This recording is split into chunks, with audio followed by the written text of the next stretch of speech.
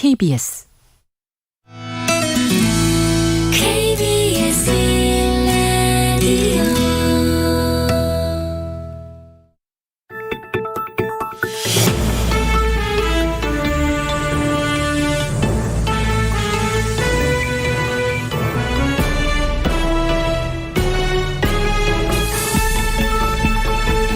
오늘 아침 일라디오. 최근 세계보건기구 WHO가 코로나19 팬데믹보다 인류 건강에 더 위협을 주는 요인을 밝혔습니다. 바로 기후위기죠. 사과, 산지로 손꼽히던 대구가 경기도와 강원도에 서서히 그 자리를 내주고 있고, 올해는 대구 감귤이 처음 출하되기도 했습니다. 전북 고창의 바나나, 경남 고성의 키위, 제주의 애플망고도 이제 익숙해져 가는데요. 돌아보면 지난 여름 폭염 참 견디기 힘들었었죠. 온난화 속도를 늦추지 못하면 앞으로 100년간 5.7도씩 상승한다는 전망도 있습니다. 기온이 올라가면 올라갈수록 농민들의 시름도 커질 수밖에 없는데요. 지금 우리에게 그 무엇보다 필요한 것은 위기를 기회로 만드는 지혜가 아닐까 싶습니다. 기후위기, 우리만의 문제가 아닙니다. 잠시 후에 보다 자세한 소식 알아보겠습니다. 10월 13일 수요일 오늘 아침 일라디오 출발합니다. 저는 아나운서 김재홍입니다. 오늘 아침 일라디오 생방송으로 함께합니다. 단문 50원, 장문 100원 드는 유료 문자 샵 9730으로 의견 기다리고 있고요. 유튜브에서 KBS 일라디오 공식 채널 검색해서 들어오시면 채팅창도 마련되어 있습니다. 오늘도 퀴즈로 시작합니다. 새농 퀴즈 정답 보내주신 분들 가운데 20분께 선물 드릴 텐데요. 정답 맞춰주신 분들 가운데 추첨을 통해서 농촌진흥청에서 제공하는 웰빙 혼합 잡곡 세트, 그리고 지난주와 이번 주 좀 특별히 아포가토 커피와 케이크 모바일 쿠폰 등 좀 더 풍성하게 준비하고 있습니다. 이번 주 새농 세 번째 힌트 지금 나갑니다.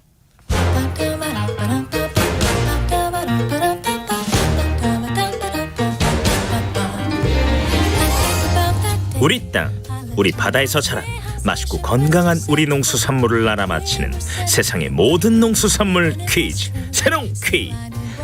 안녕하세요. 퀴즈 내는 성우 송기원입니다. 제주하면 감귤, 청송하면 사과, 이렇듯 지역을 대표하는 특산물들이 있습니다. 부산을 상징하는 시어가 바로 이것이죠. 부산 지역에서는 이것 구이를 고갈비라고 부르기도 하는데요. 이 별명에는 몇 가지 설이 있습니다. 이것에 기름기가 많아 구울 때 연기가 많이 나는 것이 마치 돼지갈비를 굽는 것 같다고 해서 이렇게 불렀다는 설도 있고, 주로 주머니가 넉넉하지 않은 대학생들이 술안주로 즐겨 먹었다고 해서 높을 고자를 붙여 고갈비라 부르기 시작했다는 설도 있습니다. 바다의 볼이라고 불리는 이것은 무엇일까요? 정답 아시는 분들은 단문 50원, 장문 100원이 되는 유료 문자 샵 9730으로 보내주세요. 20분께 행운의 선물 드리겠습니다. 유익한 정보와 살아있는 이야기가 있습니다. KBS 오늘 아침 일라디오.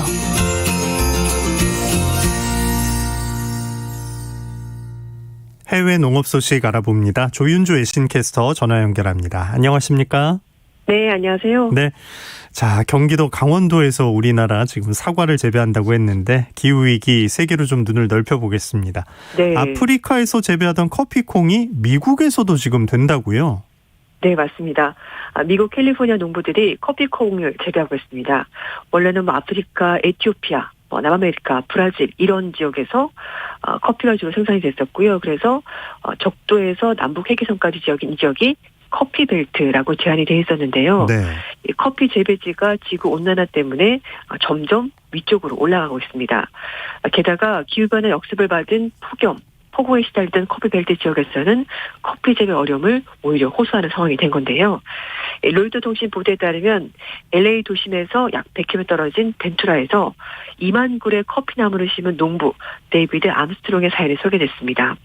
암스트롱은 적도 주변에서 주로 자라는 고품종인 아라비카 커피 묘목을 심었다고 하는데요. 로이터 통신 보도에 따르면 전 세계 1위 커피 소비국면에서도 전 세계 커피 수확량의 1% 재배에 미치지 못했던 미국의 이 커피 유통 구조가 바뀌고 있다라고 전했습니다. 기존의 미국의 커피 재배지는 플로리다주, 남단 그리고 하와이 정도였습니다. 네. 캘리포니아 뭐 넓겠지만 그래도 네네. 가뭄이나 뭐 산불 소식이 자주 들려오는 곳 아닌가요? 네, 맞습니다. 원래 캘리포니아 지역은요, 뭐 오렌지, 감귤류, 아보카도 이런 작물들을 주로 재배했었다고 합니다. 암송도 역시 마찬가지로 이런 것들 재배했었는데요. 그런데 농업용수가 부족해지면서 소량, 고품질의 커피 농사에 암스트롱이 도전하게 된 겁니다. 네. 말씀하신 것처럼 해마다 이 지역에 가뭄이 반복되고 있고요. 올해는 특히 대형 산불까지 겹치면서 캘리포니아주가 물 사용 제한 조치를 취했고요. 그러자 농부들이 원래 기르던 농작물을 기르기가 힘들게 됐고 암스트롱 농작물을 바꾸게 된 겁니다. 유엔 식량농업기구에 따르면 과일이나 아몬드 같은 견과류보다 커피나무를 재배할 때 물을 20% 정도 좀 적게 쓸 수 있습니다. 캘리포니아 농부들이 기후변화 적응을 위해서 커피나무를 선택한 것과 정반대로 이 커피벨트에서는 바뀐 기후 때문에 작황 부진을 겪고 있습니다. 콜롬비아, 브라질, 베트남 등지에서 커피 생산업자들은 올해 폭우 때문에 큰 피해를 입었다고 합니다. 네. 캘리포니아 아라비카 커피가 네. 이제 곧 나오겠네요. 참 어색하게 느껴집니다. 네네. 미국도 진짜 땅이 넓고 폭염, 네. 뭐 가뭄에 홍수 막 극단적인 기후가 빈번하게 일어나고 있는데 미국 정부가 좀 이걸 바로 잡기 위한 제도를 마련하려고 한다고요? 그렇습니다. 미국의 연방정부가 농민들을 폭염으로부터 보호하기 위해서 제도적 장치를 마련한다고 합니다. 조 바이든 행정부는 폭염 때 농작업 하는 사람에 대해서 안전규칙을 명문화하도록 연방법을 개정해서 이번 달 중으로 연방 관보에 게재할 예정이라고 합니다. 현재 연방법 개정안에 대한 의견 수렴 작업을 벌이고 있는데요. 백악관에 따르면 바이든 대통령이 이번 법안에 대해서 기후변화는 미국의 노동자 수만 명의 건강을 위협할 수 있다면서 에어컨이 없는 외부 환경에서 일하는 농업 근로자들을 방치하지 않겠다 뭐 이렇게 말했다고 합니다. 사람을 보호하자는 건데. 네, 맞습니다. 이 야외에서 일하다 보면 정말 내 몸이 어떻게 되는지 모르고 있을 때가 있어요. 그렇죠. 네네. 이번 법 개정안은요, 미국 전역에 걸쳐서 이상기후 때문에 폭염이 자주 발생하면서 온열 질환으로 고통받고 있는 농민들이 소출하고 있는 배경과 관련이 있습니다. 올여름 미국 서부 지역에 섭씨 50도씨가 넘는 기록적인 폭염이 발생했고요. 오리건주에서는 20년 만에 농사일을 하던 도중에 목숨을 잃는 사망자까지 나왔습니다. 그래서 농민단체, 시민단체들은 폭염이라는 직업적인 환경에 노출된 농민들을 보호하기 위해서 미국 연방 차원에서 이 법적인 규제가 전혀 없다는 것은 큰 문제라면서 제도적 장치가 필요하다라고 요구했습니다. 미국의 농작업 노동자 연합 측은 현행법에 농사일을 하는 근로자가 그늘과 물을 제공받을 권리가 명시되어 있지 않다면서 이상기후 시대에 농업 근로자를 보호하는 것이 법을 통해서 규정하는 것이 꼭 필요하다 이렇게 강력히 주장했습니다. 미국의 일간지 뉴욕타임스도 농사일을 하는 근로자들이 이상기후의 직격탄을 그대로 맞을 수밖에 없다면서 캘리포니아주처럼 야외에서 햇빛과 높은 기온의 영향을 그대로 받으면서 일하는 이 직업에 노출된 사람들에 대해서 어떤 법적으로 제도적으로 보호책을 반드시 마련할 필요가 있다고 시작했습니다. 캘리포니아주는요, 농작업을 할 때 그늘막을 필수로 제공하고 작업자들이 언제든지 쉽게 수분을 보충할 수 있도록 물을 아주 가까운 거리에 갖춰놓을 것을 명문하고 있습니다. 또 노동자들을 고용하는 농업 경영자라면 작업자들에게 온열 작업 주의사항에 대해서 교육도 시키라 이렇게 되어 있습니다. 한편 미국의 정치 전문 매체 폴리티코는 이번 개정안에는 특정 온도가 일정 시간 이상 지속이 되면 작업을 중단하고 준수사항이 제대로 지켜지는지 확인하기 위해서 정부에서 감독을 나서는 내용이 담길 것이라고 전했습니다. 네. 중국은 광우병을 이유로 영국산 소고기 수입을 금지했네요. 네, 맞습니다. 중국이 광우병을 이유로 생후 30개월 미만의 영국산 소고기 수입을 금지한다고 영국의 BBC가 전했습니다. 중국이 지난달에 영국의 서머시주의 한 농장에서 광우병이 발견된 것을 확인했고요. 그래서 수입 금지 조치를 취하는 건데 영국의 관세청에 따르면 중국의 이번 조치가 지난달 29일부터 발효된 거라고 합니다. 중국은 광우병이 발생한 1990년대에 영국산 소고기 수입 금지령을 내렸다가 2018년 규제 해제 합의한 적이 있었는데요. 그렇지만 중국은 규제가 철폐된 이후에도 현재까지 영국산 소고기를 수입을 재개하지 않았다고 합니다. 네. 당시 영국 정부가 중국의 소고기 수입 규제가 해제되면 5년 동안 영국의 생산업자들에게 2억 5천만 파운드, 우리 돈으로 3,260억 원 정도의 이익이 돌아갈 수 있을 것으로 했는데요. 영국의 환경식품부는 이번 사태에 대해서 중국 당국을 안심시키기 위해서 이 광우병을 성공적으로 잘 관리하고 있고 수입 조건이 충족되도록 여러 가지 노력을 기울이고 있다고 설명했습니다. 영국의 수의학자 책임자인 크리스틴 미들비스는 영국 정부는 강력한 통제 시스템을 통해서 세계에서 가장 높은 수준의 생물 순도를 잘 유지하고 있다면서 영국 제품은 안전하니까 계속 거래도 된다라고 설명을 했습니다. 미국은 광우병 발병 때문에 1990년 중단했던 영국산 소고기 수입을 작년에 처음으로 이렇게 재개했고요. 1989년 중단됐던 영국산 양고기 수입도 지난달부터 다시 시작했습니다. 네. 자, 미국에선 드론을 이용해서 데이터를 모아서 향후에 발생할 허리케인을 예측하려고 하네요. 그렇습니다. 미국의 국립해양대기국이 최근에 발생한 가장 강력한 허리케인 샘의 중심부로 해상 드론과 공중 드론을 함께 이용해서 각종 데이터를 수집해서 앞으로 발생한 허리케인 모델링 그리고 예보 상상에 활용한다고 사이언티픽 아메리칸이 얼마 전에 전했습니다. 이 허리케인 샘은 이번 시즌 카리브해에서 발생한 가장 강력한 허리케인인데요. 기상학자 필 크루츠바우에 따르면 샘은 지금까지 관측된 것 중에서 가장 강력한 허리케인이라고 설명했습니다. 샘은 최고 풍속 시속이 약 155마일, 그러니까 250km 정도 되는 4등급 허리케인이고요. 점차 이 세력이 약해지기 전까지 8일 연속 대형 허리케인 형태를 그대로 유지했다고 합니다. 샘이 특히 유효한 사례가 되는 이유는 태풍 풍속이 24시간 이내에 최소한 시속 35마일 그러니까 56km로 빨라지는 태풍의 급속한 격화 과정을 여러 차례 거쳤기 때문인데요. 샘은 열대성 폭풍에서 며칠 만에 대형 허리케인으로 세력이 커지면서 이런 급속 격화를 여러 차례 건넜다고 합니다. 네. 이 기록적인 허리케인과 그 과정을 드론으로 촬영을 해뒀다는 거네요. 그렇습니다. 국립해양대기국 과학자들은 지난주에 이제 돛에 달려있는 해상 드론을 사상 최초로 허리케인 중심부로 곧장 띄워서 샘이 그 중심에서 바깥까지 어떤 형태를 가지고 있는지를 알아내게 된 겁니다. 해양대기국은 그 세일 드론사와 제휴해서 5대 해상 드론을 바다에 띄우고 그리고 운이 좋게도 허리케인 샘이 그중 한 곳을 근처를 지나갈 거라고 알아냈고요. 그래서 해상 드론 한 대를 샘이 지나갈 가능성이 아주 높은 길목에 배치해서 이렇게 좋은 결과를 얻은 거라고 합니다. 세일 드론은 허리케인 내부를 이리저리 뒹굴면서 해수 온도 그리고 해수의 염도가 어느 정도인지 풍속이 어떻게 되는지 대기 온도, 습도 그리고 여러 가지 과학적인 측정치 자료를 수집을 한 겁니다. 이 과학자들은 이 데이터를 통해서 허리케인이 어떻게 형성이 되고 어떻게 강해지는지에 대해서 새로운 통찰력을 얻게 됐다고 하는데요. 기상학자인 그레이스 폴트는 허리케인의 근원은 따뜻해진 바다가 그 온기가 이제 전해지고 바다가 따뜻해질수록 잠재적으로 허리케인의 더 높은 바람을 볼 수 있다고 합니다. 그래서 이런 여러 가지 시점을 통해서 태풍이 정확하게 어떻게 발생하는지를 파악할 수 있었던 겁니다. 기상학자들이 말하는 태풍의 급속 격화는요, 미국에 상륙하는 폭풍에 커다란 영향을 미칠 수 있게 되는데 이렇게 되면은 미국 해안 지역 사회에 더 빨리 피해라 이렇게 이제 지시를 내릴 수 있다라는 거죠.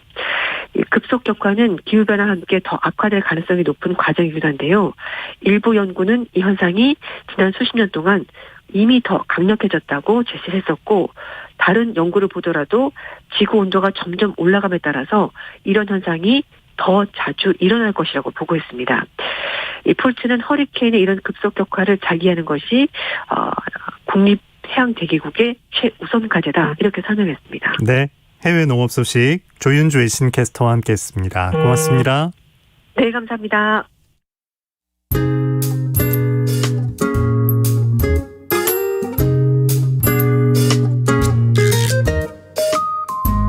활기찬 하루를 여는 오늘 아침 1라디오 건강한 아침 습관.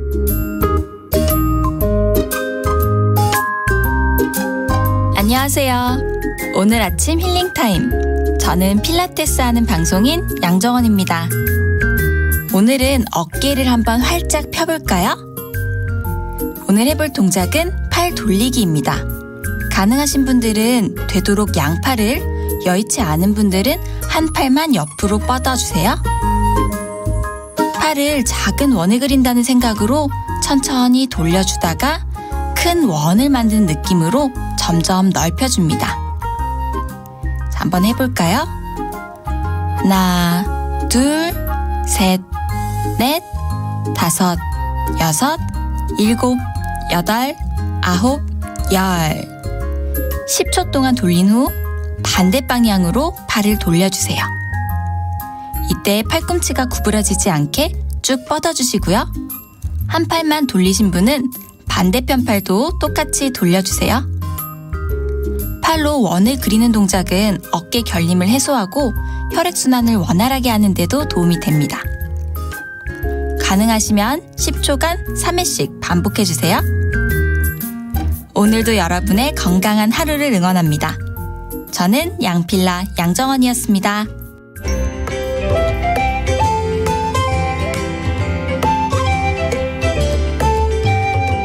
상쾌한 하루의 시작.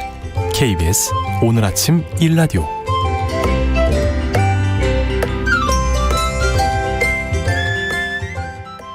최신 글로벌 트렌드를 전합니다. IT 브리핑 한국인사이트 연구소 김덕진 부소장과 함께합니다. 안녕하세요. 네, 안녕하세요. 반갑습니다. 김덕진입니다. 네, 저희 2주 동안 스마트팜에 대한 얘기 들려주셨었는데 네. 오늘은 어떤 얘기 준비해 주셨나요? 오늘은요, 이 전혀 생각하지 못한 분야까지 이 IT 기술이 있다라는 걸 좀 보여드릴 수 있는 좀 재밌는 분야 하나 가져왔는데요. 네. 바로 사료 분야입니다.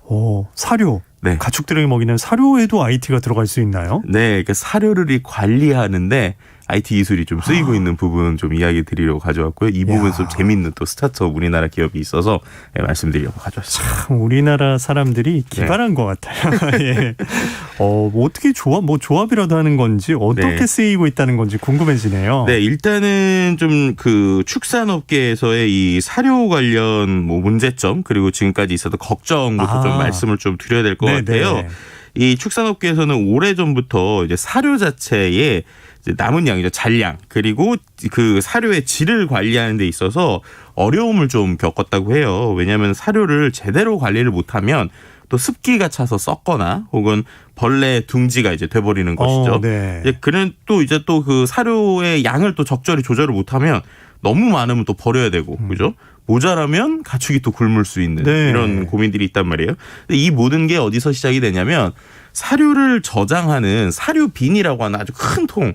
이렇게 농지나 이런 가보시면 이렇게 아마 있을 거예요. 이렇게 우리 갖고 겉으로 보기에는 마치 무슨 알루미늄이나 쇠 같은 큰 통으로 돼 있고 그 안에서 이렇게 사료를 담아서 이제 사료를 뽑아내는 약간 그런 옛날 쌀통이 거대해졌다 이렇게 뭐 그런 개념. 그거보다 훨씬 더 큰 통이긴 한데 하여튼 그 통에다가 넣어놓고 이제 거기에다가 관리를 합니다. 근데 이 통이 너무 크니까 뭐 사료의 잔량이나 아니면 그 안에 지금 사료의 상태가 어떤지 이런 거를 살피기가 어렵다는 말이에요.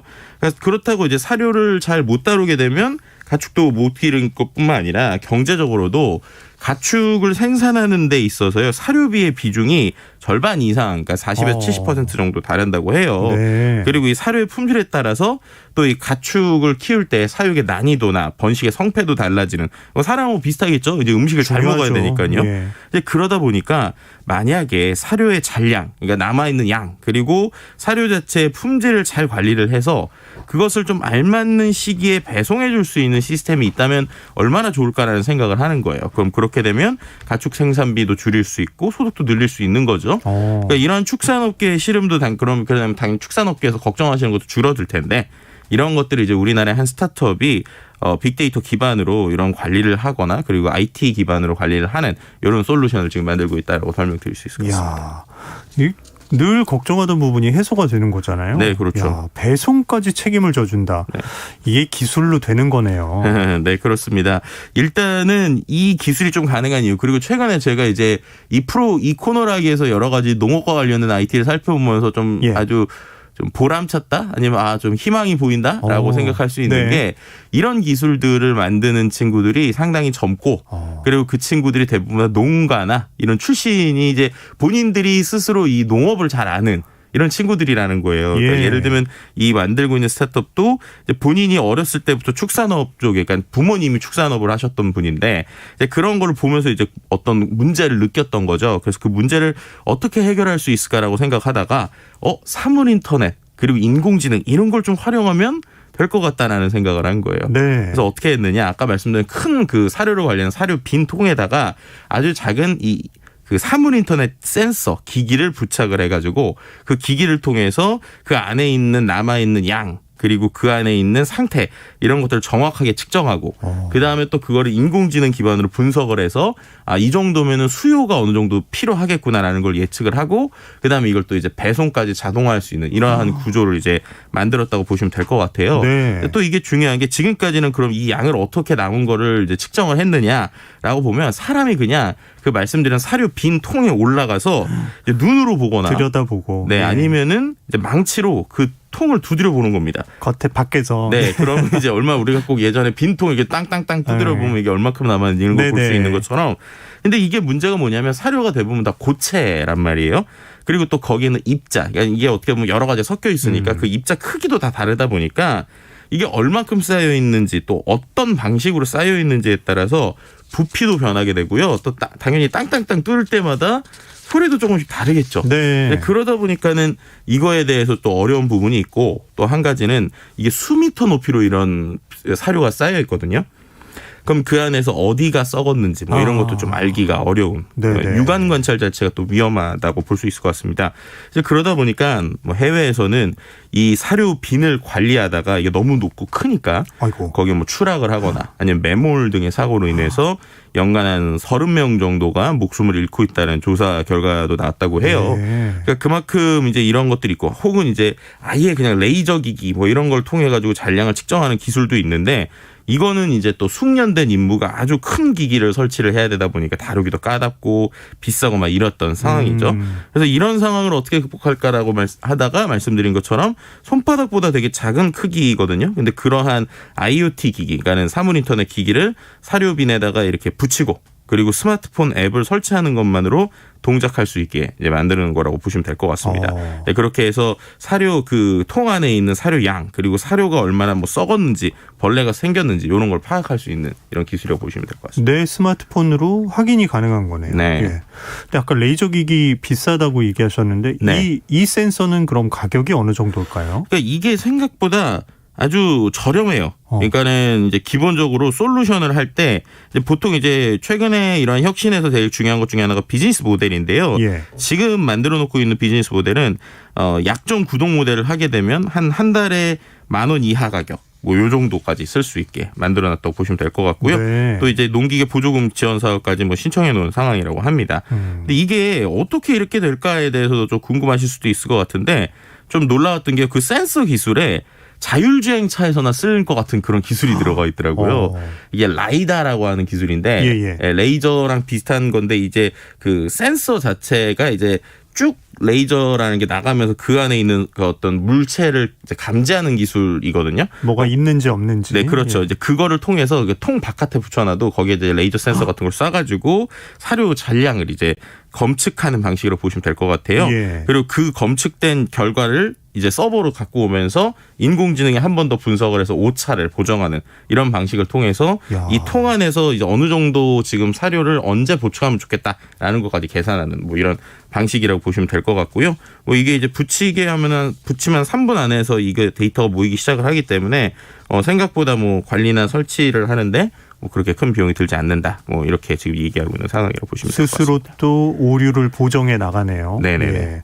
아까 그 해상 드론도 저는 촬영만 하는 줄 알았더니 네. 뭐 온도 습도를 다 측정했는데 이 센서도 그냥 양만 보는 게 아니라 다른 것도 좀 알아낼 수가 있나요? 네, 그러니까 말씀드렸던 것처럼 이제 양뿐만 아니라 그 안에 있는 어떤 상태, 그러니까 이게 썩었는지 아니면 어디가 문제가 있는지 네네. 이런 것까지 이제 어떻게 보면 레이저라는 게 이게 투과를 하다 보면 그 레이저가 부딪히거나 아니면 이제 움직이는 거에 따라서 조금씩 반응이 다를 거잖아요. 그걸 미리 데이터로 만들어 놓은 거죠. 그러니까 이럴 때는 썩은 패턴이더라라고 하면 이제 그거를 받아오는 뭐 이런 방식이라고 생각하시면 될 것 같고요. 예. 이렇게 되다 보니까 이제 우리가 앞서서 얘기한 것처럼 만약에 이러한 양이나 그 상태를 알 수 있다면 맞춤형으로 사료를 자동으로 주문할 수도 있다라는 걸 이제 그림을 그리고 있는 거예요. 네. 왜냐하면은 이거를 이제 기존에 축산가에서는 이거 언제 채우지라는 걸 맨날 들여다볼 수도 없고 대충 감으로 이제 우리가 그렇겠죠. 얘기했을 거잖아요. 예. 그리고 또 이게 우리가 이제 어떻게 보면 축산업을 하시는 분들이 계속적으로 뭐 예를 들면 돼지나 소를 키울 때 뭐 이런 것들이 물동량이나 아니면 이게 뭐 들어오거나 나가거나 할 때마다 조금씩 오차가 있을 거잖아요. 근데 이런 것들을 인공지능이나 빅데이터 기반으로 계산을 해놓으면 지금과 같이 먹는 패턴이면 곧 이제 이 정도면 떨어질 거니까 자동으로 주문까지 할 수 있는 것이죠. 그럼 그렇게 되면은 사료를 언제 또 얼마나 사야 되는지 이런 걸 짐작할 수 있고 또 이것도 앱으로 주문할 수 있게 이런 그림들을 그릴 수 있는 거라고 보시면 될 것 같습니다. 이야. 그리고 이렇게 되면 또 한 가지는 이제 사료를 소모하는 추세를 통계로 만들게 되면 그걸 통해 가지고 제조사에 있는 사료별 정보 또 가격 비교 이런 것들까지 할 수 있는 것이죠. 예. 그렇게 되면 이제 축산 농가가 불필요한 관리 비용 지출 줄일 수 있는 이런 쪽에 이제 도움을 줄 수 있다라고 보시면 될 것 같습니다. 야, 이제 우리도 규모가 있지만 네. 또 미국 같은 나라는 더 아주 진짜 공장처럼 돌아가잖아요. 그렇죠. 거기서도 좀 관심이 있겠네요. 네, 이게 작은 스타트업임에도 불구하고 해외에서도 좀 관심을 보이고 있는 상황인데요. 예를 들면 영국 최대 규모 사료 제조사와 이제 MOU를 맺고 예. 테스트 팜을 운영할 계획이라고 합니다. 그래서 이걸 통해서 뭐 유럽이나 북미 또 진출할 수 있는 부분을 노리고 있고요. 또 이게 아까 말씀드린 대로 IoT 기기가 이제 부피가 작단 말이에요. 그렇게 되니까 지금은 가축 사료를 쓰고 있는데 그거 말고 예를 들면 우리가 사일로라고 그러죠. 그러니까 뭐 쌀이나 밀가루 같은 걸 엄청 크게다가 저장소. 담아놓는 예. 대형 용기, 저장소 이런 데도 이제 이런 걸 적용할 수 있지 않을까라고 하면서 같이 실험을 하고 있고요. 이러한 것들이 좀 되게 되면 어떻게 보면 식량을 저장하는 이제 최근에 어떠한 뭐 식량이 일종의 안보가 되고 맞아요. 있는 이런 상황에서 우리의 식량의 상태가 어떤지 이런 것들까지 관리할 수 있는 솔루션으로서 발전할 수 있을 것으로 보입니다. 네. 스마트팜 얘기에서 또 고개를 조금만 돌려보니까 축산업에서도 이렇게 활용이 될 수 있네요. 네, 맞습니다. 이게 우리나라 농업이 이제 요즘에 스마트 농업을 비롯한 각종 기술이 조금씩 이식되고 있어요, 농업에는. 근데 생각을 해보면 축산이나 아니면 수산업계 같은 경우는 아직 이제 디지털 기술의 수혜를 좀 받지 못하는 부분이 있습니다. 근데 이제 우리나라 축산업 규모가 아시겠지만 우리가 또 이제 고기도 많이 먹고 뭐 이러잖아요. 그러니까 지난 50년 동안 한 연평균 12% 이상씩 계속 성장을 했다고 그래요. 네. 그러니까 그런 면을 보면 성장을 이렇게 하는 시장인데 IT나 새로운 기술이 이렇게 좀 아직 덜 들어가 있나라는 게 좀 놀랍기도 하고 반대로 또 이런 데가 IT 하는 사람들 입장에서도 이거 되게 새로운 블루오션이다. 뭐 이렇게 볼 수 있을 것 같아요. 그러니까 디지털 전환하게 되면 여러 가지 좀 양이나 이런 것들이 급상승할 수 있는 이런 아주 희망적인 부분을 볼 수 있을 것 같고요. 또 이제 또 한 가지 중요한 게 ESG. 라는 관점에서 이 축산업이라는 게 어쨌든 여기에 있는 뭐 탄소나 뭐 이런 것들이 나올 수 있는 부분이 있잖아요. 네. 이런 부분에서 그런 것들을 효율적으로 관리하면 환경 관점에서도 상당히 중요하다라는 얘기도 같이 드릴 수 있을 것 같습니다. 관리만 좀 잘해도 좀 최소화시킬 수 있지 않을까. 환경까지 생각하는 기술이 되겠네요. 네. IT 브리핑 한국인사이트 연구소 김덕진 부소장과 함께했습니다. 고맙습니다. 네, 감사합니다. 자, 오늘 날씨 어떤지 알아보겠습니다. 오늘 아침도 쌀쌀합니다. 기온은 어제보다 더 내려갔는데요. 오늘 낮엔 어제보다 4도에서 7도가량 기온이 오르겠습니다. 서울, 대전 25도, 광주 26도까지 오르겠는데요. 남부지방은 조금 흐리겠고요. 곳에 따라 비 소식 들어있습니다. 예상 강수량은 제주도에 5에서 10mm, 강원 중남부 동해안에 5mm 정도입니다. 영남 해안과 제주 해안은 너울성 파도가 높아서 해안가에서 사고 나지 않게 주의하셔야겠고요. 이번 주말부터 날이 급격히 추워질 거라고 합니다. 토요일에 전국에 비가 내리고 일요일엔 서울 아침 기온이 2도 선까지 뚝 떨어질 거라고 하고요. 경기 북부와 일부 강원 지역은 영하권의 날씨가 될 수 있겠습니다. 오늘 아침 일라디오 함께하고 계십니다. 지금 시각은 6시 44분입니다.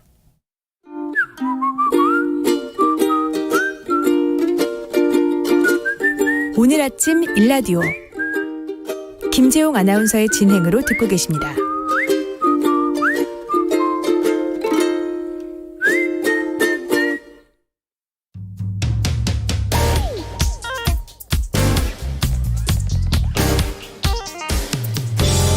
오늘 아침 뉴스 브리핑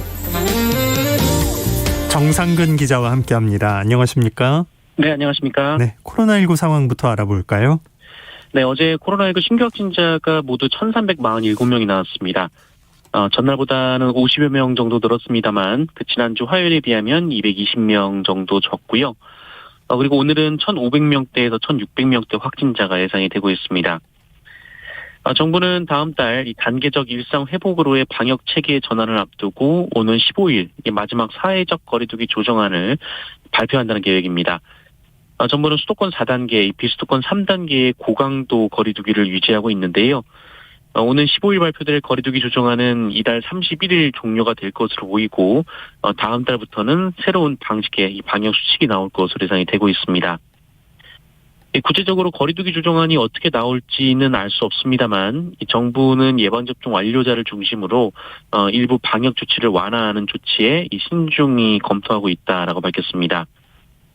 한편 이 코로나19 의료진을 중심으로 부스터샷, 그러니까 3차 접종이 시작이 됐고요.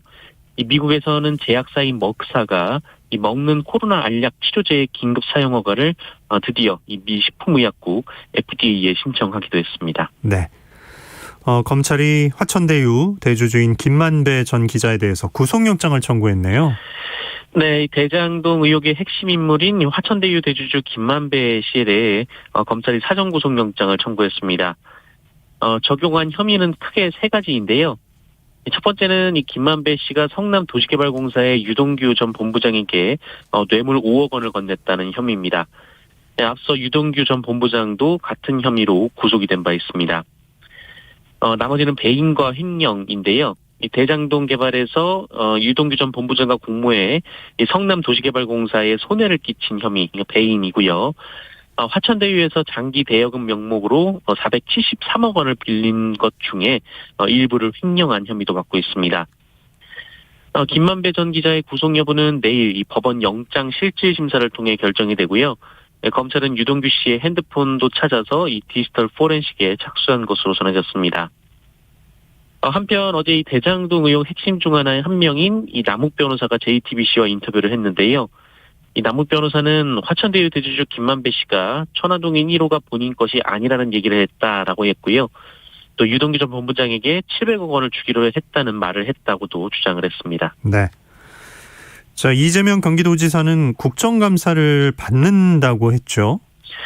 네, 이재명 지사가 어제 기자회견을 열고 원래 계획과 입장대로 경기도 국감을 정상적으로 수감하기로 했다라고 밝혔습니다.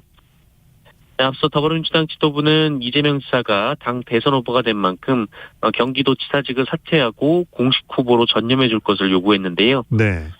이에 이재명 지사는 당 지도부 권유는 충분히 이해하지만 원래 입장대로 국감에 임하기로 했다라고 밝혔습니다. 한편 문재인 대통령은 어제 이 대장동 개발 비리 의혹과 관련해서 검찰과 경찰은 적극 협력해서 이 신속하고 철저한 수사로 실체적 진실을 조속히 규명하는 데 총력을 기울여달라라는 입장을 밝혔습니다. 문재인 대통령이 대장동 의혹에 대해서 공식 입장을 낸 것은 이번이 처음인데요. 해석이 분분합니다. 어떤 언론은 엄중히 지켜보고 있다는 입장에서 한 발 더 나아갔다라고 평가한 반면 또 다른 언론은 특검 주장에 선을 그은 것이다 이렇게 보고 있습니다. 네. 그럼 민주당 대선 후보는 이제 결정이 된 거라고 봐야 하는 건지 어떻게 지금 논란이 남아 있는 건가요? 네, 논란이 이어지고 있고 이 분위기도 격해지고 있습니다. 이낙연 캠프의 공동 선거대책위원장인 서른 의원이 어제 라디오 방송에 출연해서 이재명 지사가 흠결이 많다면서 구속 가능성이 굉장히 높다는 것이 객관적 사실이다 이렇게 주장을 했습니다. 그러면서 이 대장동과 관련된 최소 3사람의 증언을 직접 들었다 이렇게 주장을 했는데요. 하지만 이 3사람이 누군지 또 그 증언의 내용이 뭔지는 공개할 수 없다라고 말했습니다.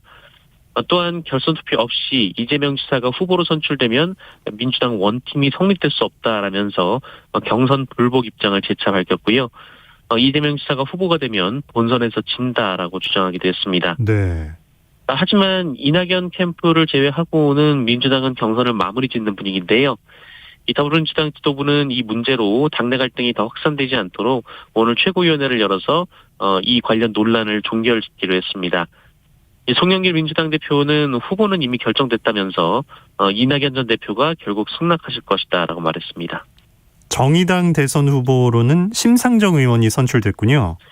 네, 정의당 당 대선 후보 경선에서는 심상정 의원이 이정미 전 의원과의 결선 투표에서 전체 표의 51.12%를 얻어 정의당 대선 후보로 선출됐습니다.